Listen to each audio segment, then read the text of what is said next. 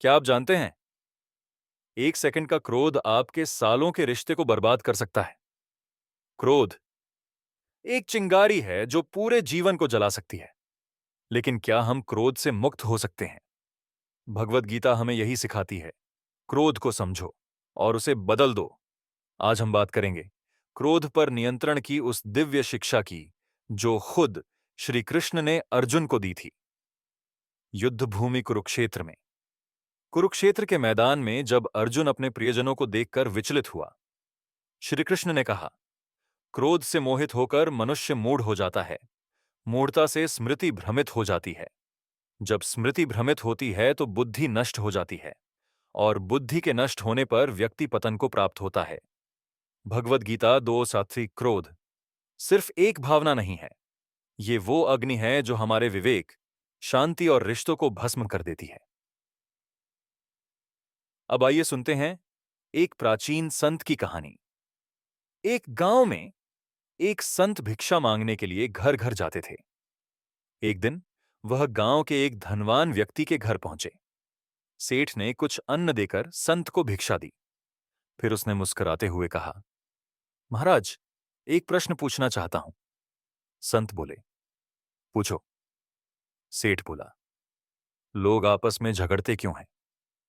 संत कुछ पल चुप रहे और फिर बहुत कठोर स्वर में बोले, मैं यहां भीख मांगने आया हूं, तुम्हारे मूर्खतापूर्ण सवालों का जवाब देने नहीं। इतना सुनते ही सेठ का चेहरा क्रोध से लाल हो गया। वह चिल्लाने लगा, यह क्या तरीका है बात करने का? मैंने आपको भिक्षा दी और आप इस तरह बोल रहे हैं? वह संत को बहुत कुछ बुरा भला कहने लगा। संत चुपचाप सुनते रहे, बिना कुछ बोले।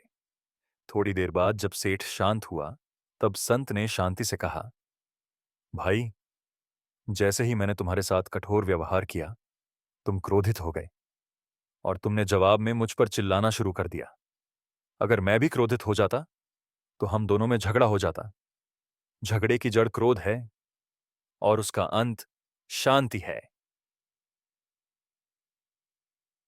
भगवत गीता कहती है, जो मनुष्य अपने इंद्रियों को नियंत्रित कर लेता है, जो क्रोध को जीत लेता है, वही सच्चा योद्धा है। जीवन में हर जगह कुरुक्षेत्र है।